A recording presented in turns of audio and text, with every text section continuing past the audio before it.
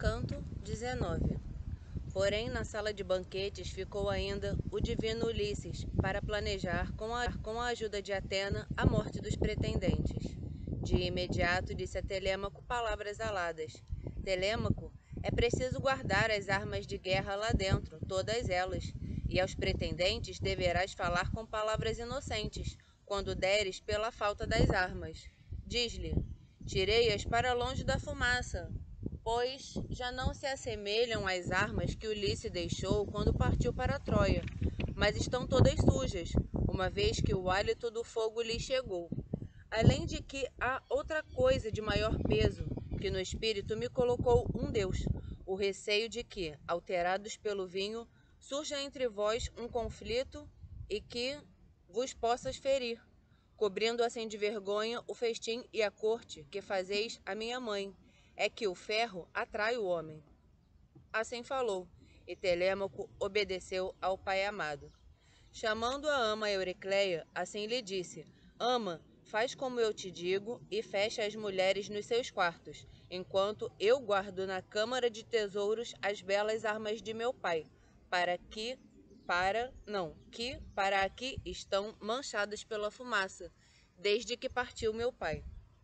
Nessa altura eu era uma criança, mas agora quero guardá-las onde não lhe chegue o hálito do fogo. Respondendo-lhe assim falou a querida Euricleia. Quem me dera, ó filho, que sempre te viesse a ideia cuidar da casa e olhar por todos os tesouros. Mas quem irá buscar e aqui trazer-te uma tocha, se não deixas que as servas que poderiam trazer luz caminhem à tua frente?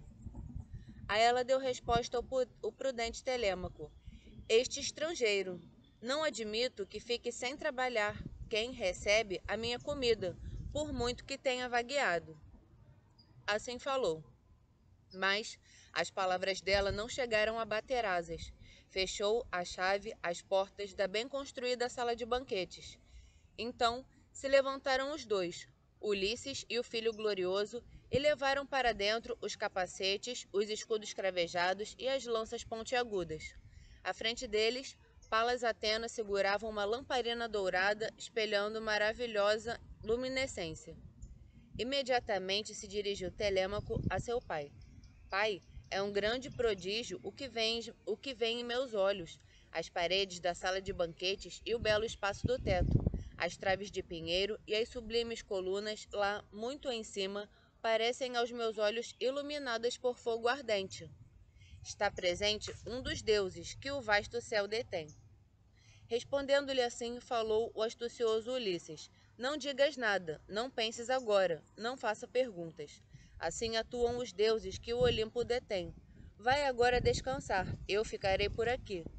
Tenho ainda de provocar as servas e a tua mãe, para que, rompendo em lágrimas, ela me coloque todas as perguntas. Assim falou, e Telêmaco atravessou a sala de banquetes, debaixo das tochas ardentes, em direção ao quarto, onde costumava dormir quando sobrevinha o sono suave. Aí se deitou agora e ficou à espera da aurora divina. Porém, na sala de banquetes ficou ainda o divino Ulisses para planejar, com a ajuda de Atena, a morte dos pretendentes. Foi então que do seu tálamo saiu a sensata Penélope, semelhante a Ártemis ou a dourada Afrodite. Não falamos aqui não são mencionados deuses egípcios, correto? Então foi então do seu tálamo saiu a sensata Penélope, semelhante a Ártemis ou a dourada Afrodite. Puseram-lhe uma cadeira para ela se sentar junto à lareira, onde costumava sentar-se. Uma cadeira com espirais de prata e marfim, que outrora fabricara o artífice Iquimálio, pondo por baixo um banco para os pés, que fazia parte da cadeira, e sobre o assento fora atirado um grande velo de lã. Aí se sentou a sensata Penélope. Dos seus aposentos vieram então as servas de alvos braços, que levantaram a comida abundante, as taças e as mesas, onde tinham comido e bebido os homens arrogantes. Atiraram as brasas dos braseiros para o chão e apinharam sobre eles mais lenha abundante para dar luz e calor. Mas Melântia voltou novamente a repreender Ulisses: estrangeiro, ainda aqui estás para nos aborreceres de noite, cirandando pela casa para espiares as mulheres? Põe-te a andar, miserável, o jantar já te chega, ou preferes sair depois de apanhares com a tocha? Fitando-a, com expressão carregada, respondeu o astucioso Ulisses: por que me agredes assim, ó criatura, com tanta violência? É porque estou todo sujo e vestido de horríveis farrapos, e mendigo aqui na terra, e a necessidade que me obriga. Homens assim são mendigos e os vagabundos. Também eu vivi outrora entre os homens, em casa própria, homem rico em casa abastada. E muito dei eu a viandantes, fossem eles quem fossem, cada um com a sua necessidade. Servos também eu tinha em grande número, e todas as coisas em abundância, com que se vive bem e se é considerado rico. Mas Zeus Cronida estilhaçou tudo, assim lhe aprouve. Por isso, ó mulheres, que tu nunca percas toda essa beleza excepcional, graças à qual te destacas das outras servas.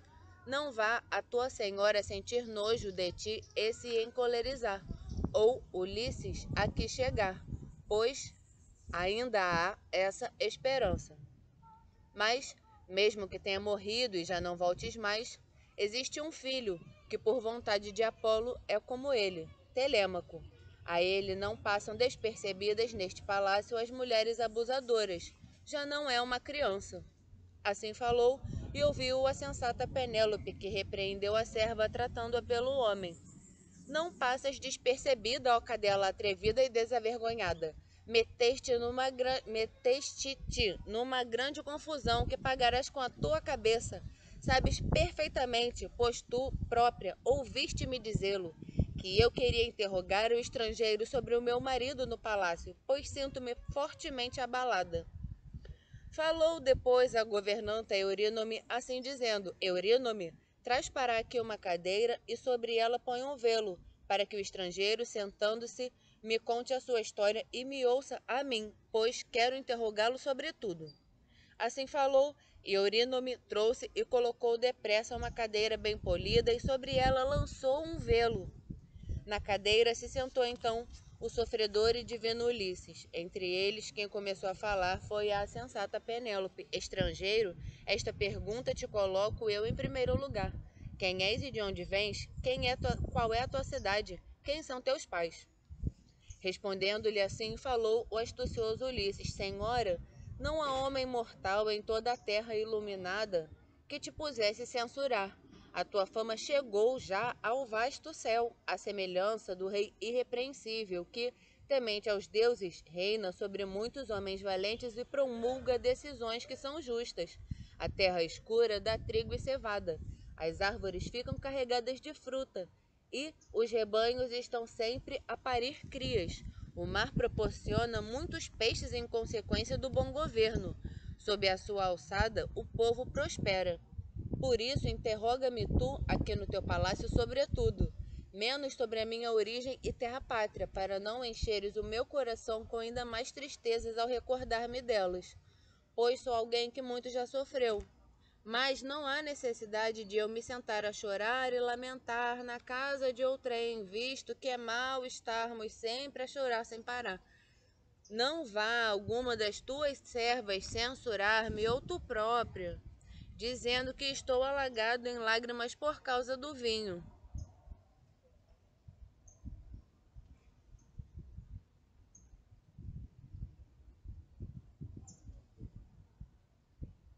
Então lhe deu resposta a sensata Penélope: Estrangeiro, toda a minha excelência de beleza e de corpo destruíram os imortais, quando para Ílio embarcaram os argivos e com ele o meu esposo Ulisses. Se ele regressasse para tomar conta da minha vida, maior e mais bela seria a minha fama. Maior e mais bela seria minha fama, mas agora sofro. Tais são os males que me deram os deuses, pois todos os príncipes que regem as ilhas do Líquio, Same e a frondosa Jacinto, e todos os que habitam a ínsula Ítaca, todos esses me fazem a corte e me devastam a casa. Por isso não ligo a estrangeiros ou suplicantes ou arautos, todos esses que são demiurgos, não sei o que é demiurgos. Pela saudade de Ulisses se me derrete o coração. Os pretendentes insistem nas bodas, mas eu ato um fio de mentiras.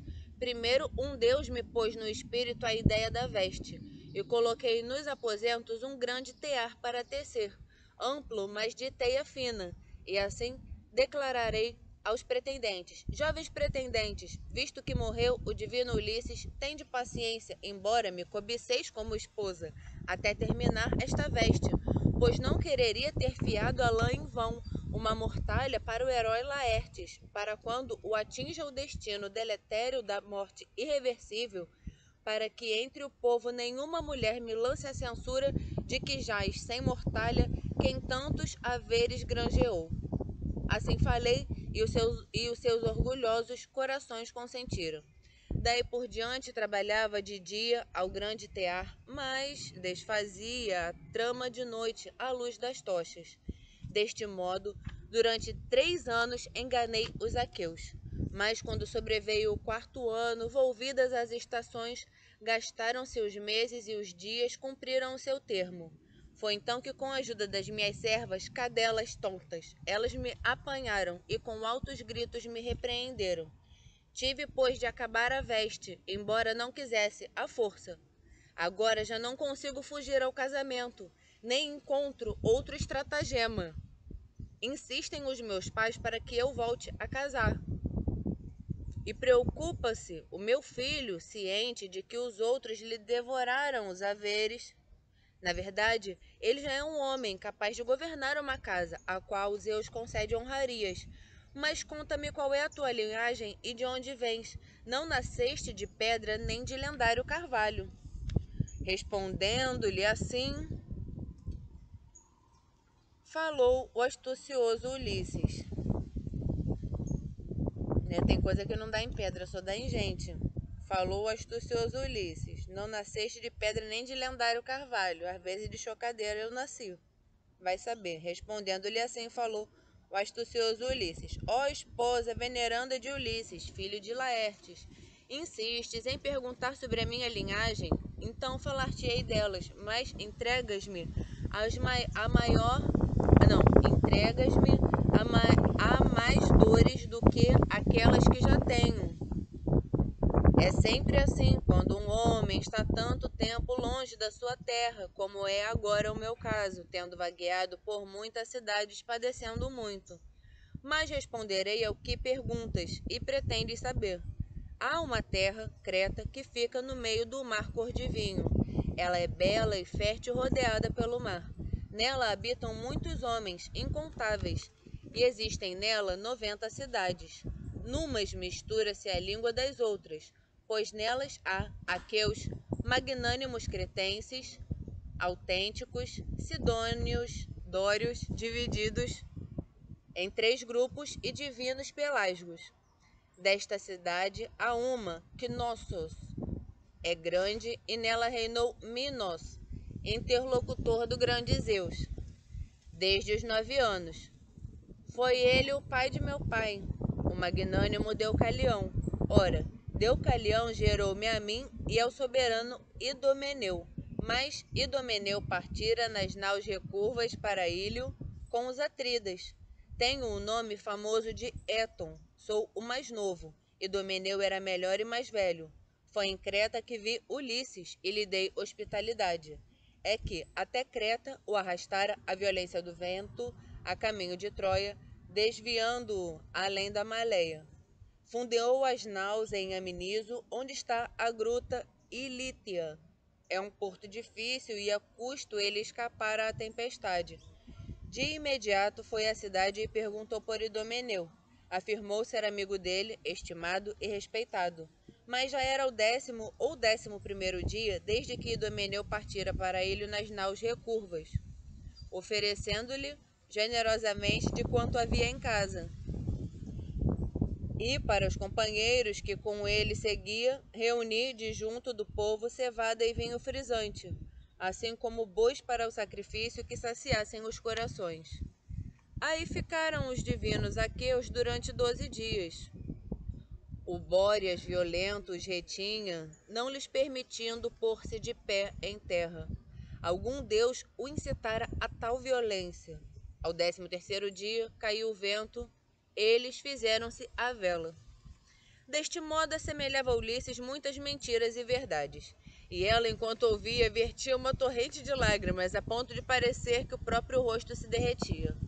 Como a neve se derrete nas montanhas mais elevadas, quando o Euro aquece o que o Zéfiro fez nevar, e a neve, ao derreter, faz aumentar a cauda dos rios.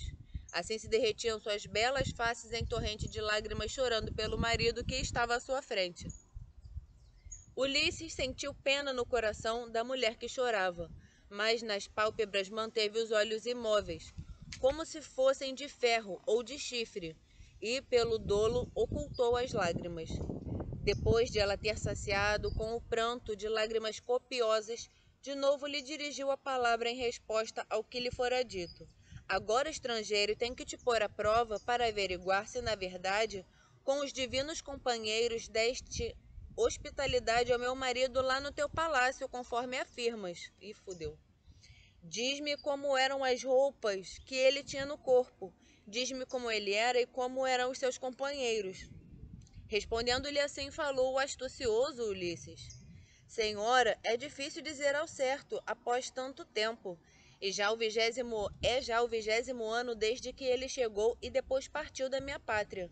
Mesmo assim, tentarei dizer-te como o imagino no meu coração. Vestia uma capa de lã púrpura, o divino Ulisses, de dobra dupla. Tinha uma pregadeira de ouro, duplamente perfurada. A parte da frente estava maravilhosamente trabalhada.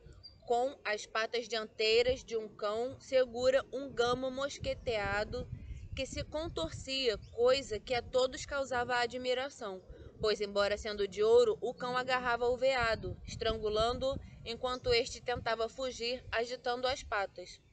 Reparei na túnica reluzente que lhe cobria o corpo. Era delicada como a pele seca de uma cebola, muito macia e resplandecia como o sol. Muitas foram as mulheres que o olhavam com admiração. E outra coisa te direi, e tu põe-na no teu coração. Não se estas eram as roupas que Ulisses trazia de casa, ou se lhe foram dadas por alguém quando embarcou, ou ainda se foram oferecidas por algum anfitrião entre os muitos amigos de Ulisses. Poucos aqueus eram como ele. Da minha parte, dei-lhe uma espada de bronze e uma capa de dobra dupla, purpúrea, assim como uma túnica franjada. Com todas as honras me despedi dele, na nau bem construída. Acompanhava Ulisses um escudeiro pouco mais velho que ele. Dir-te-ei também para que saibas como ele era. Tinha ombros arredondados, pele morena, cabelo encaracolado. Chamava-se Euríbates. A ele mostrava Ulisses mais estima do que aos outros, porque tinha a mesma maneira de pensar. Assim falou. E a Penélope veio o desejo de chorar ainda mais, porquanto reconhecera os sinais que Ulisses indicava.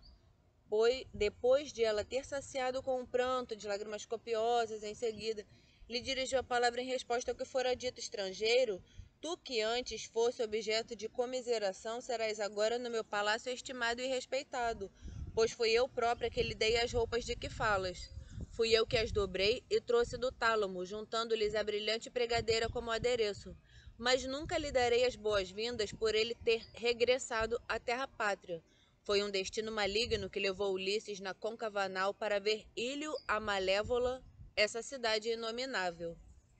Respondendo-lhe assim, falou Ulisses astucioso: Ó esposa veneranda de Ulisses, filho de Laertes, não estragues mais a beleza do teu rosto, não derretas o coração a chorar pelo teu marido. Na verdade, não te censuro, pois qualquer mulher chora que tenha perdido o marido legítimo, a quem deu filhos pela união do amor.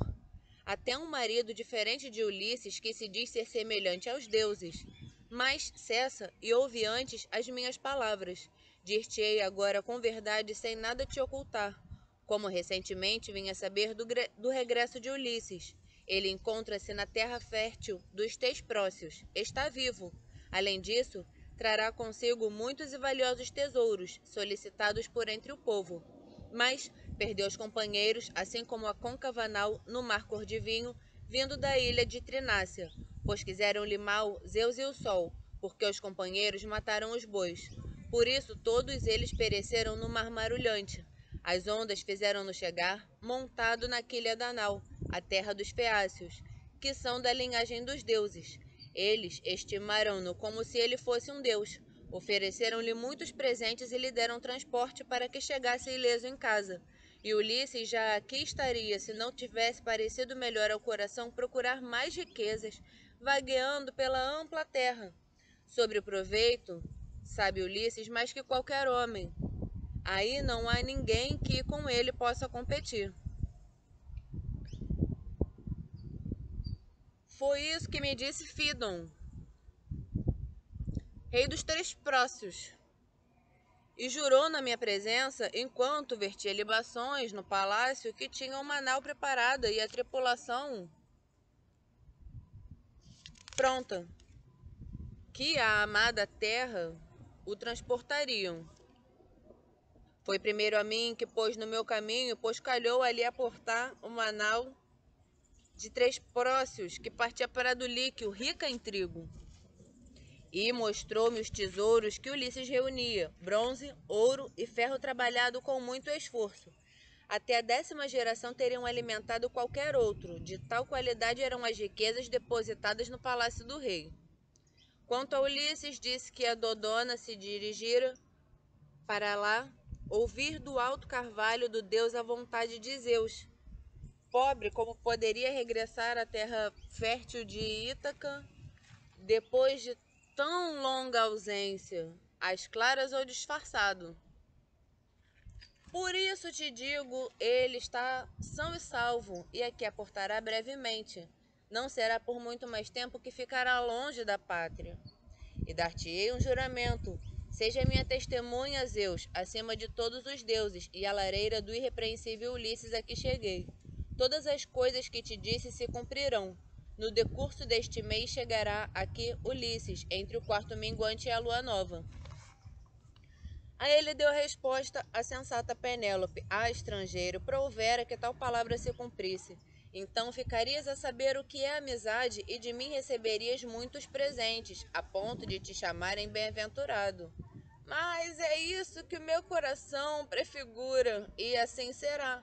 Nem Ulisses regressará à sua casa, nem tu obterás transporte, pois cá em casa já não ninguém que dê ordens, como Ulisses as dava, se é que ele alguma vez existiu, para dar as boas-vindas ou o transporte a hóspedes estimados. Mas agora, ó servas, lavai o estrangeiro e fazei a cama dele. Ponde uma cabeceira, capas e mantas reluzentes para que ele possa esperar bem agasalhado pela aurora de trono dourado.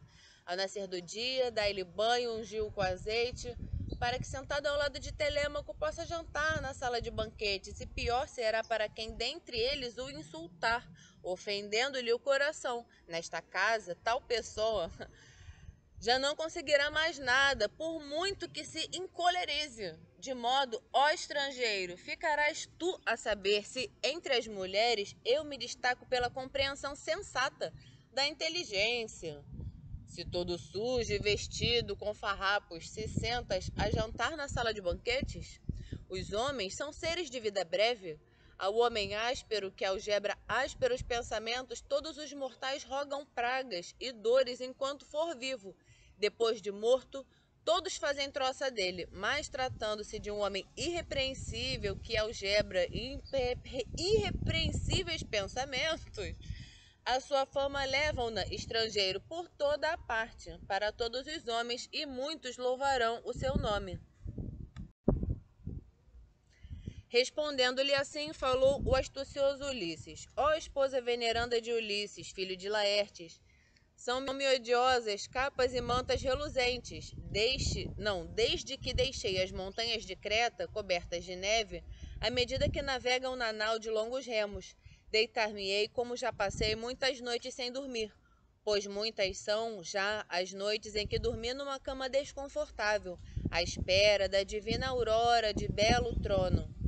Também não me apraz nem ainda a ideia do lava-pés. Não quero que nos meus pés toque nenhuma das mulheres que desempenham tarefas aqui no palácio, a não ser que tenhas alguma anciã que saiba o que é sensato e que tenha sofrido no espírito tantas desgraças como eu. A uma mulher assim, eu permitiria que me tocasse nos pés. Aí ele deu resposta à sensata Penélope: caro estrangeiro, nunca veio ter à minha casa um homem de terras longínquas, tão prudente ou amável como tu.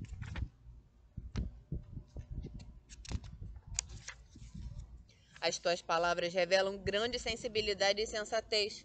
Tenho uma serva velha muito compreensiva que amamentou e criou o meu pobre marido, recebendo-o nos braços no dia em que a mãe dele o deu à luz. Ela te lavará os pés, embora esteja já diminuída pela idade. Anda lá, ó sensata Oricleia. Levanta-te agora, lava os pés de quem tem a idade do teu amo. Serão assim os pés e as mãos de Ulisses, pois rapidamente os homens envelhecem em circunstâncias adversas. Assim falou, e a anciã cobriu a cara com as mãos. Deixou cair lágrimas quentes e assim se lamentou. Ai de mim, meu rico filho, não posso te ajudar. Apesar de seres temente aos deuses, Zeus te detestou mais que aos outros homens. Nunca nenhum mortal queimou para Zeus que lança o trovão tantas gordas coxas ou tantas perfeitas hecatombes, como tu lhe ofereceste, rezando para que chegasses com saúde à velhice e visses crescer o teu filho glorioso. Mas agora só a ti ele tirou o dia do regresso. Se calhar também dele fazem pouco as outras mulheres. Em terras estrangeiras, quando chega a um palácio famoso, tal como estas cadelas todas fizeram pouco de ti. É para evitares os insultos e as desconsiderações delas que não as deixas lavar-te os pés. Mandou-me então a mim, que tenho boa vontade, a filha de Icário, a sensata Penélope, por isso te lavarei os pés. Tanto pela própria Penélope como por ti, pois tenho certeza, o coração dentro do peito remexido de tristeza. Mas ouve agora isto que te digo. Já cá vieram ter muitos estrangeiros cansados, mas digo-te que como tu nunca vi nenhum que se parecesse tanto pelo corpo e pela voz com Ulisses. Respondendo assim, falou astucioso Ulisses: ó anciã, o mesmo dizem todos os que com os olhos nos viram. Dizem que ele e eu somos muito parecidos, como tu própria reparaste e acabaste de dizer. Assim falou. E a anciã pegou na bacia resplandecente em que ia lavar os pés. Nela verteu abundante água fria e, em seguida, juntou a água quente. Mas Ulisses foi sentar-se perto da lareira e logo se virou para a escuridão. É que sentia um agouro no coração. Receava que ela reparasse na cicatriz, e assim tudo seria revelado. Ela aproximou-se e começou a lavar o amo. De imediato reconheceu a cicatriz que outrora deixara um javali de brancas presas, quando Ulisses fora ao Parnaso visitar Autólico e os filhos destes. Fora Autólico, o pai valente da mãe de Ulisses, ele que todos superava em furtos e perjúrios. Um deus lhe dera tal dom, Hermes, pois para ele queimara Autólito gratas coxas de bezerro e cabritos, e por isso Hermes o acompanhava. Chegando uma vez Autólito à terra fértil de Ítaca, encontrara o filho recém-nascido da sua filha. E Euricleia pusera-lhe a criança no colo depois que acabara de jantar, e assim lhe dissera, tratando-o pelo nome: Autólico, encontra tu um nome para pôr ao filho da tua querida filha, muito rezou ela para que nasceste. Em resposta, lhe dissera então Autólico: meu genro e minha filha, ponde o nome que vou dizer. Chego aqui depois de ter causado sofrimentos a homens e a mulheres em toda a terra que nos dá sustento. Por isso que seja Ulisses o seu nome. Da minha parte, quando ele chegar à idade adulta e vier para o Parnaso, para a casa da família materna, onde tem os meus haveres, dar-lhe-ei uma parte e ele regressará jubilante. Por essa razão se deslocara Ulisses para receber os belos presentes. Tanto Autólico como os filhos de Autólico lhe apertaram a mão e o cumprimentaram com doces palavras. E Anfiteia, mãe da mãe de Ulisses, abraçou Ulisses e beijou-lhe a cabeça e os dois lindos olhos. Autólico chamou os filhos gloriosos para prepararem a refeição. Eles ouviram-no chamar e imediatamente trouxeram um boi com 5 anos de idade que prepararam e esfolaram, esquartejando-o em seguida. Cortaram as postas com perícia e puseram-na em espetos. Depois, assaram bem a carne e distribuíram as porções. Durante todo o dia, até o pôr do sol, banquetearam-se. E de nada sentiram os seus corações a falta naquele festim. Quando o sol se pôs e sobreveio a escuridão, deitaram-se para descansar e aceitaram o dom do sono. Quando surgiu a que cedo desponta a aurora de rosa e os dedos, foram à caça os filhos de Autólico com seus cães, e com eles foi também o divino Ulisses. Subiram a íngreme montanha vestida de bosques, o Parnaso, e depressa chegaram às ravinas ventosas. O sol começava a lançar seus raios sobre os campos, erguendo-se do oceano com fundas correntes de brando fluir. Os caçadores chegaram a uma clareira. À frente foram os cães, farejando os rastros, e no seu encalço foram os filhos de Autólico. Atrás deles seguiu o divino Ulisses, já perto dos cães, brandindo a lança que projetava uma grande sombra. E ali, nos densos arvoredos, se escondia um enorme javali. Por entre estes arvoredos não penetravam os úmidos ventos, nem através deles o sol conseguia lançar seus raios. Nem a chuva lá entrava, tal era a densidade dos ramos, e lá dentro havia grande abundância de folhas caídas. Em volta do javali ouviram-se os passos de cães e homens que se precipitavam contra ele. Da toca saiu então o javali para os enfrentar. As cerdas do dorso estavam eriçadas e lançava fogo do seu olhar. E ali estacou perto deles. O primeiro a lançar-se foi Ulisses, levantando a lança comprida com a mão possante, desejoso de trespassá-lo.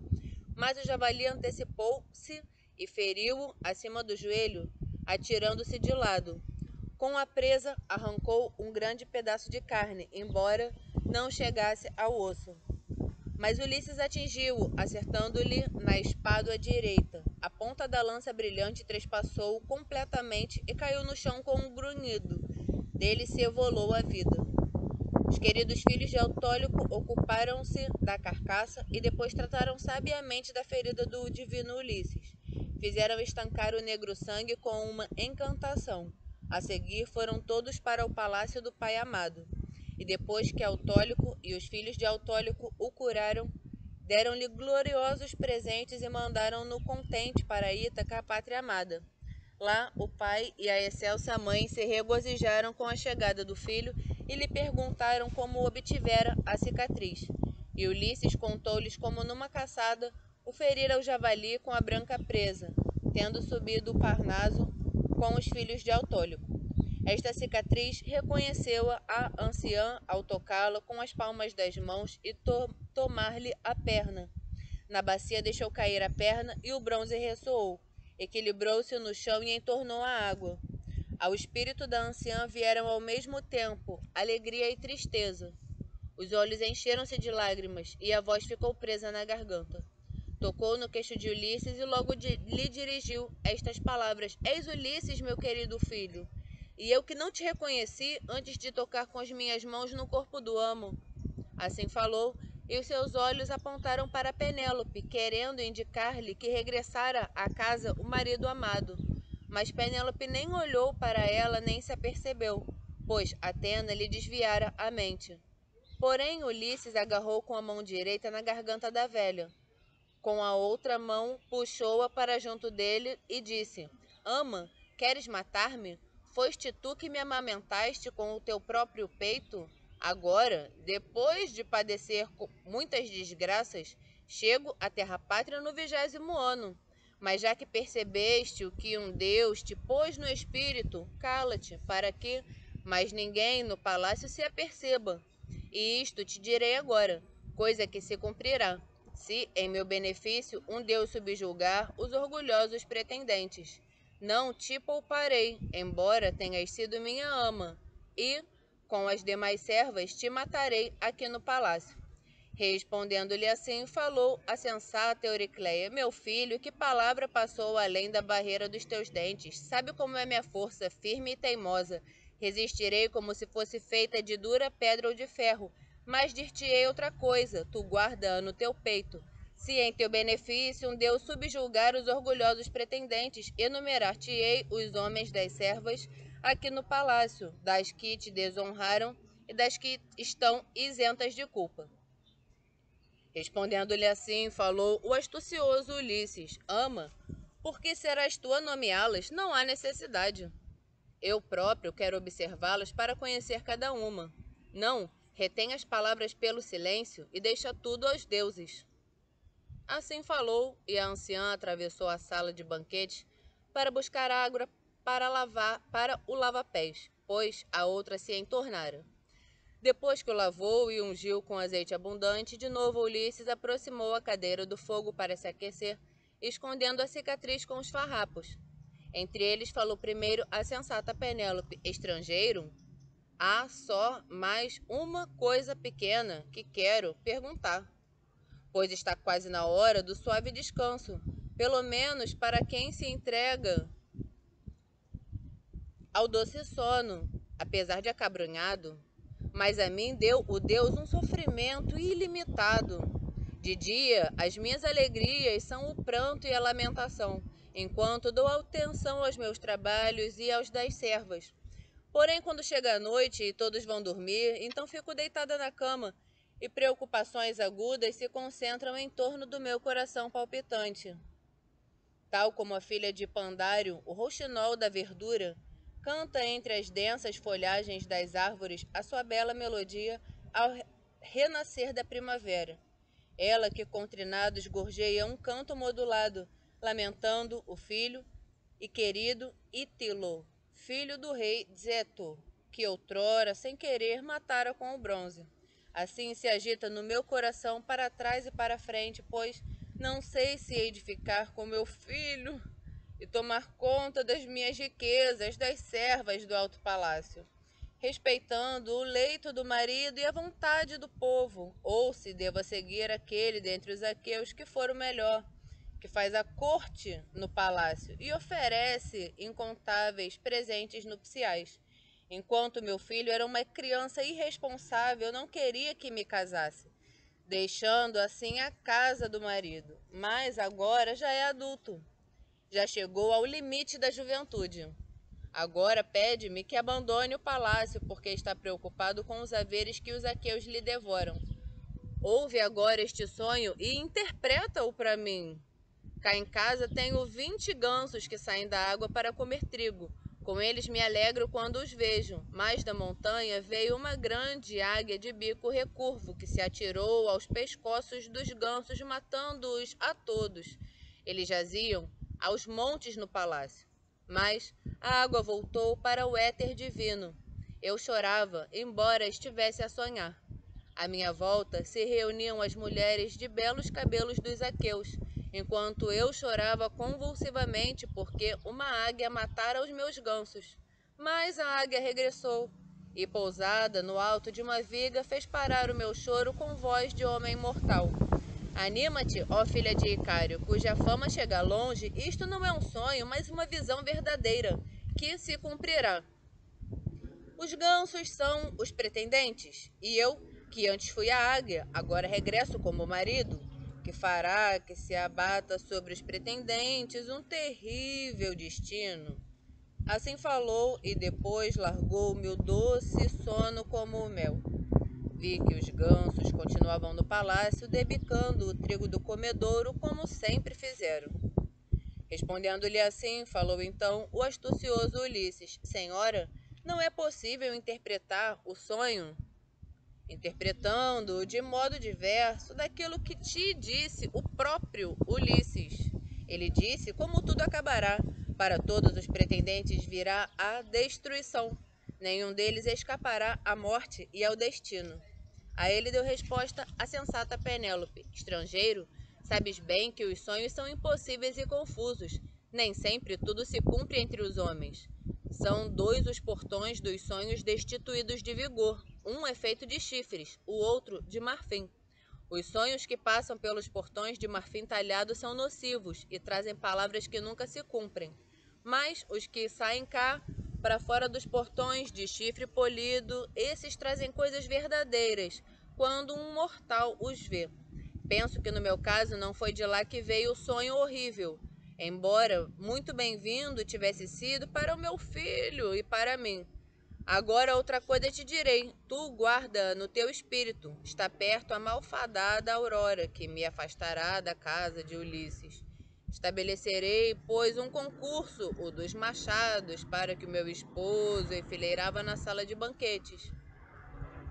Não, o de machados que o meu esposo enfileirava na sala de banquetes, como costelas de nau em construção, 12 ao todo. Colocando-se à distância, fazia passar uma seta pelo meio deles. Proporei este concurso aos pretendentes. Quem com mais facilidade armar o arco nas mãos e fizer passar a seta pelo meio dos 12 machados, e aos machados arco, e tem que passar o arco e flecha pelos 12. E eu seguirei e deixarei esta casa da minha vida de casada, uma casa bela, cheia de riquezas, que sempre recordarei, penso, até em sonho. Respondendo-lhe assim, falou o astucioso Ulisses: ó esposa veneranda de Ulisses, filho de Laertes, não adieis mais este concurso no teu palácio, pois o astucioso Ulisses virá aqui ter antes que esses homens tenham armado o arco polido e feito passar a seta pelo meio do ferro. A ele deu resposta a sensata Penélope: se quisesses, ó estrangeiro, sentar-te ao meu lado no palácio para me encantares, nunca o sono se derramaria sobre os meus olhos. Mas os homens não podem ficar sem dormir. Para cada coisa indicaram os imortais a altura certa na terra que dá cereais. Eu subirei agora até o meu alto aposento para me deitar na cama, na minha cama de lamentações. Sempre umedecida com lágrimas, desde que Ulisses partiu para ver Ílio a Malévola, essa cidade inominável. Aí me deitarei, mas tu deita-te aqui dentro de casa. Poderás pôr algo no chão, ou as servas te farão a cama.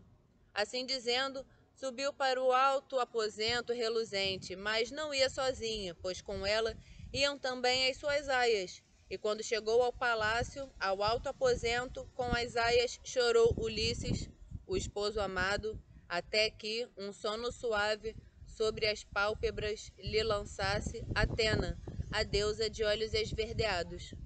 Fim do canto 19.